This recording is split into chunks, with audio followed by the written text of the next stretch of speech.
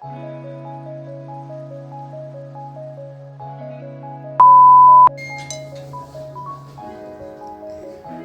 কি বলবে বলো। হ্যালো এভরিওয়ান, আজকে আমি কুটটা ঢেলেই রেখেছিলাম, কোটটা দেখা যায় ভুলে গেছে, তাই আমি অল্প ঢেলে দিলাম। তো এই রেসিপিটা মানে যে পিঠাটা দেখছো, সেই পিঠাটার নাম হলো সরু চুকলি। এবার একটা কথা আমাদেরকে মাথায় রাখতে হবে, সরু চিন্তা করতে এর খেতে স্বাদ আসবে না, ওটাকে খেজুরের গুড়টা জাল দিতে হবে যেন এখানে কোনো সার না থাকে খেজুরের গুড়ে। এবার ওদেরকে বলে দিচ্ছি যে এই রেসিপিটা কারণে বানাতে হয়, বাট আমি রেসিপিটা দিয়ে দিয়েছি ভিডিওতে, তাও আমি বলে দিচ্ছি। প্রথমে সকালবেলা আতপ চাল আর কলাইয়ের ডাল দিতে হবে। তুমি যতটা আতপ চাল দিচ্ছ তার হাফ কলাইয়ের ডাল দিতে হবে। তারপর ওটাকে ভিজিয়ে 7 ঘন্টা রেখে দিতে হবে। তারপর 7 ঘন্টার পর ওই আতপ চাল আর ওই কলাইয়ের ডালটা ওটাকে ভালো করে ধুয়ে নিয়ে পেস্ট করে দিতে হবে। পেস্ট করার পর নুন আর স্বাদ মতো চিনি দিয়ে ওই ব্যাটারটাকে 10-15 মিনিট রেখে দিতে হবে। তারপর ওটাকে ভালো করে আবার একটুখানি গুলিয়ে জল দিয়ে, তারপর প্যানে ব্রাশ করে, সর্ষের তেল বা সাদা তেল যে কোনো ব্রাশ করে ওটাকে প্যানে স্প্রেড করে দিতে হবে। স্প্রেড করার পর ওটাকে রুটি মতো শেখা হয়ে গেছে। আমি এখন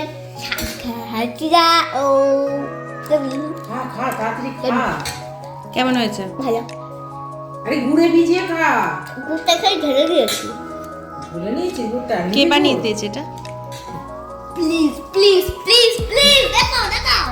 এ বানিয়েছে, ইনি বানিয়েছেন, বিষ্ণু মহারাজ জি বানিয়েছেন। ঠিক আছে, খেয়ে নাও। আর কি বল দেবো? হ্যাঁ দাও। তো তোমরা রায়ের থেকে তো শুনেই নিলে যে আমরা কি পিঠে বানাতে চলেছি। বাই দ্য ওয়ে, পিঠেটা কিন্তু পুরোটাই বানিয়েছেন আমার শাশুড়ি মা এবং সহযোগে ছিলেন কাকিমা। তো পিঠেটা বানাতে অনেকটাই কিন্তু সময় লাগে। রায় কিন্তু সবটাই বলে দিয়েছে। পিঠেটা খেতে কিন্তু হয় খুব সুস্বাদু।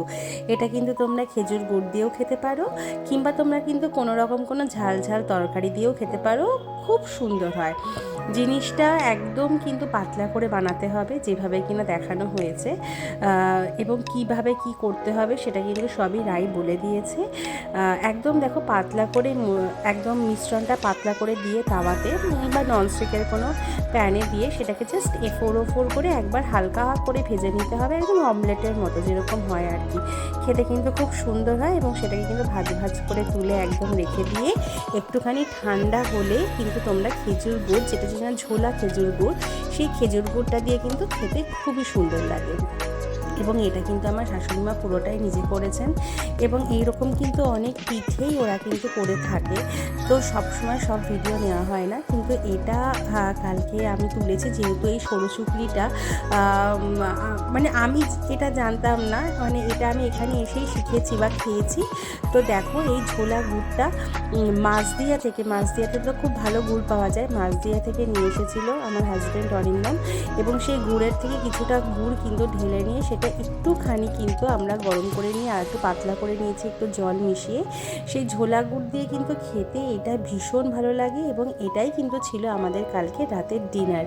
তো তোমাদের বাড়িতে কাদের বাড়িতে বলো তো এরকম সরু চুকলি হয়ে থাকে, বা তোমরা কারা কারা খেয়েছো এরকম সরু চুকলি, তো তা অবশ্যই কিন্তু কমেন্ট করে জানিও। আর একবার কিন্তু অবশ্যই তোমরা ট্রাই করো বাড়িতে, দেখো কেমন লাগে খেতে। এবং অনেক কটাই কিন্তু বানানো হয়েছিল, যেহেতু আমাদের আশেপাশে অনেক রিলেটিভ থাকে, তাদেরকেও আমরা দিয়েছি কিছুটা, আর সাথে কিন্তু আমরাও খেয়েছি। ভালো লাগলে একটা লাইক করে চ্যানেলটা সাবস্ক্রাইব করে দিও।